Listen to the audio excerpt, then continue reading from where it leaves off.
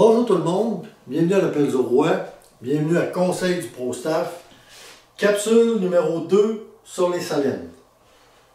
Dans la capsule numéro 1, je vous ai parlé de sel.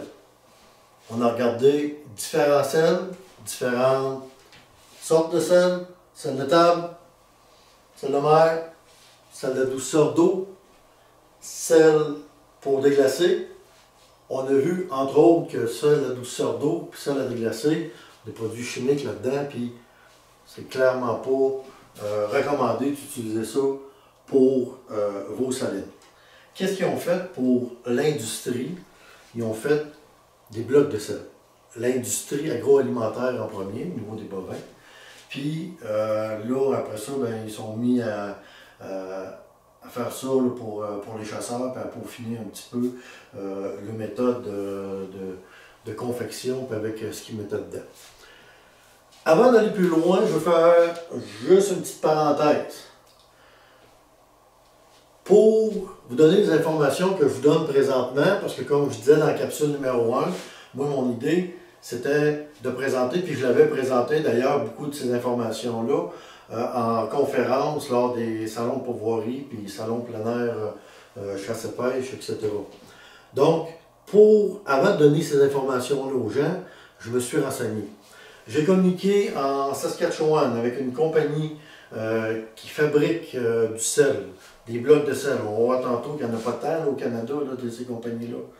Fait que j'ai communiqué avec eux autres, ils m'ont donné une foule d'informations. Je suis allé visiter l'usine Sel Drummond. Okay? Ils sont dans le coin de Drummondville. Je remercie la directrice générale Chanel qui a bien voulu m'accueillir, qui m'a présenté à des gens de son usine, de son industrie, avec qui j'ai pu changer, que j'ai pu discuter. Eux autres aussi m'ont expliqué plein d'affaires intéressantes, ils m'ont donné de la documentation. Fait que j'ai pu ramener ça. Fait que merci beaucoup à Sel Drummond. Puis tantôt, on va voir aussi qu'il y a d'autres sites internet qu'on peut avoir d'autres informations. Fait que ceci étant dit, l'information que j'ai pu recueillir au niveau de ces fameux blocs de sel-là, la voici. Il y a très peu d'endroits au Canada qui en font parce que ces blocs-là sont faits à partir d'une presse hydraulique à grande puissance, puis ça coûte bien cher, ces affaires-là. Fait qu'il n'y a pas tant de compagnies qui font ça. Donc, ils ont des moules, différents moules. Ce qu'ils font, c'est qu'ils prennent le sel, soit le sel tout court ou le sel mélangé avec certains minéraux, on va voir ça tantôt, OK? Puis, ils prennent ça, puis ils compressent ça à un haut taux de compression. Ils mettent un petit peu d'eau. Ce qu'on me dit là, c'est qu'une petite bourrine d'eau, fait pas grand-chose, juste un petit peu d'eau. Puis c'est la compression qui fait cristalliser le sel, puis qui en forme un bloc. Fait que c'est pas chauffé, c'est pas cuit, là, c'est simplement compressé avec une petite bourrine d'eau, comme je vous disais, pour faire le bloc. Plus il y a de sel, puis plus le bloc est pur comme tel, et plus il va être dur. Mettez un bloc blanc, un bloc rouge, puis un bloc bleu, les trois à côté de l'autre, au gros soleil et à la grosse pluie, puis celui qui va fondre le moins vite, c'est le bloc blanc, parce que c'est le bloc le plus dur, c'est lui le plus concentré en sel. Ça aussi, on va en reparler tantôt. Donc, pas beaucoup de presse au Canada, parce que ça coûte cher. Donc, les compagnies, ça veut dire que les différents distributeurs, ils prennent le bloc à partir de 2-3 fabricants au niveau du Canada. Fait qu'il n'y en a pas tant que ça. Si on commence avec le bloc qui est blanc. Le bloc blanc, c'est pas un bloc de sel naturel. OK? Bloc de blanc, le bloc blanc, c'est un bloc de sel raffiné. On a vu dans la capsule numéro 1 que le sel raffiné, c'est un sel naturel qui a été travaillé pour être blanchi. Fait que donc, on perd beaucoup de propriétés au niveau de ces minéraux. Donc, compressé, bloc de sel blanc, on considère que c'est du sel. Des blocs en moyenne de 20 kg, des fois un petit peu plus que 20 kg, mais pour les besoins d'aujourd'hui, on va dire qu'en général, c'est des blocs de 20 kg. Donc, ça, c'est pour le bloc blanc. Là, après ça, il y a les blocs de couleur. On a du bleu, on a du rouge, on a du jaune, on a du grisâtre un peu, puis il y en a différentes couleurs. Je vais m'attarder au bleu puis au rouge. L'idée, c'est de comprendre ce qu'il y a en arrière de tout ça. On va commencer par les couleurs.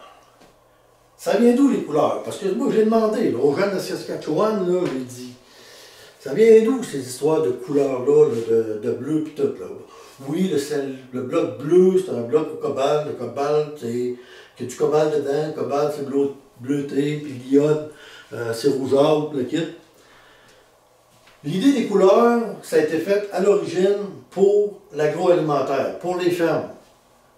Imaginez s'il y avait arrivé avec tous des blocs de la même couleur blanchâtre ou à peine une nuance de couleur, puis qu'un avait ci, puis l'autre avait ça, maintenant les gens n'auraient plus été capables de se retrouver. Fait que ce qu'ils ont fait, c'est qu'ils ont mis des couleurs qui correspondaient avec le minéral ou les minéraux qu'il y avait à l'intérieur pour être capable de les différencier. Donc, la couleur qu'on voit, c'est un colorant. Vous regarderez ces étiquettes, vous regarderez ces autres papiers que je vais vous montrer tantôt, là, vous allez voir sur Internet, vous lirez l'étiquette en magasin, là, puis vous allez voir colorant. On va faire un petit calcul tantôt, vous allez voir qu'il n'y a pas grand-chose de minéral là-dedans qui va faire que ça devient rouge foncé de même ou bleu foncé comme ça.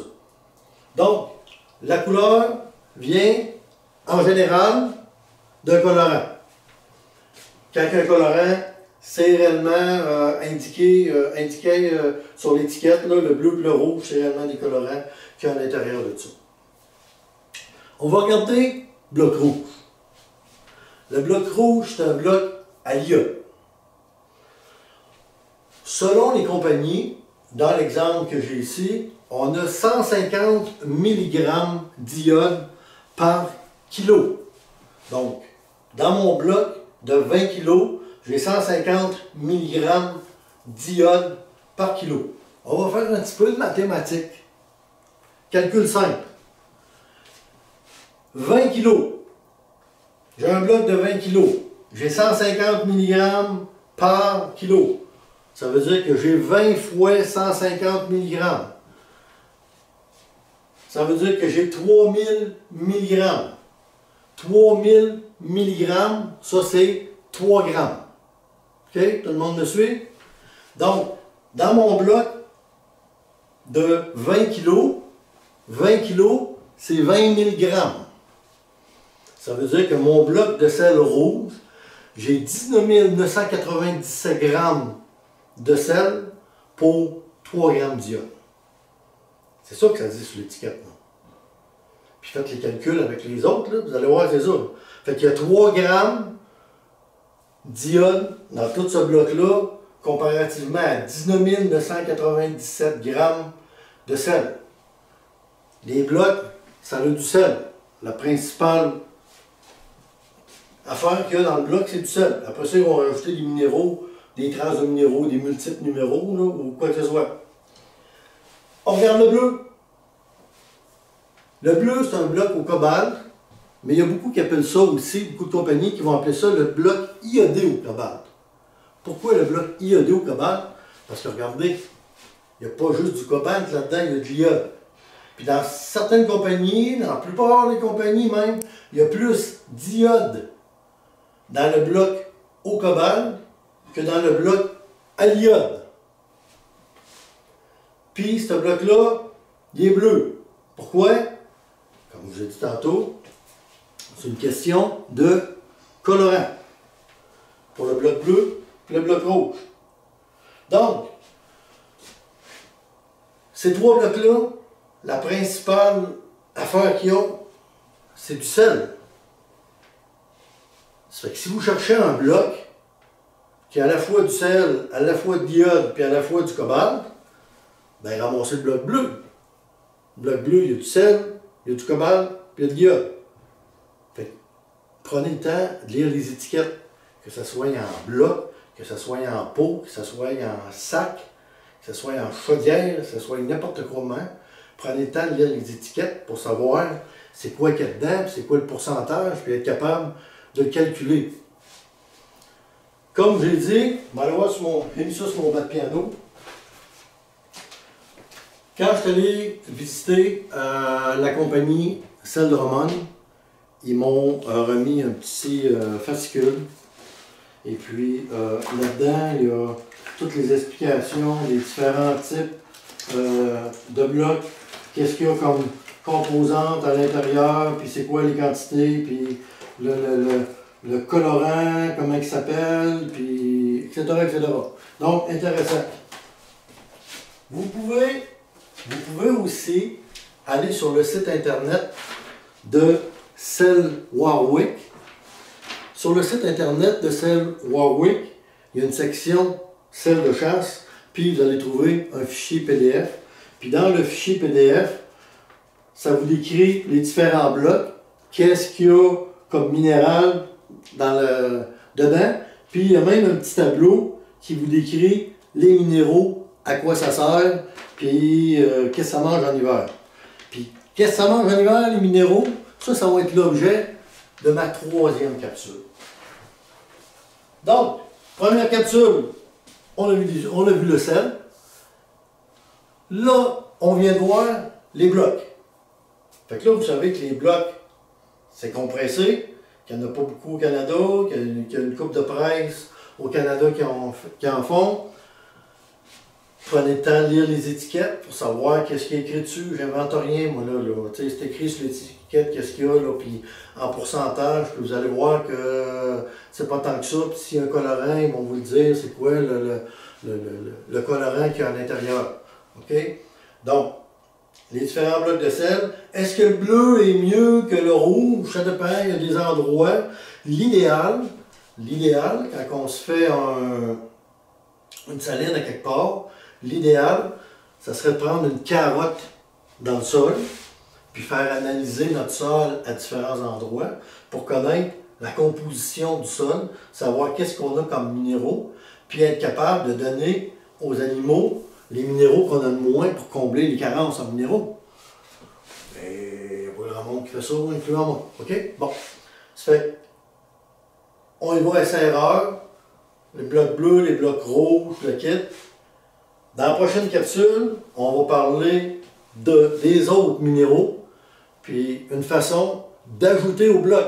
Le bloc, c'est intéressant, mais des fois, on peut ajouter d'autres minéraux qui vont faire en sorte que ça va devenir encore plus intéressant pour nos bêtes. J'espère que cette petite capsule-là sur les blocs de sel va avoir démystifié une couple d'affaires. Ma prochaine capsule, on va parler de minéraux. Hey, bye bye!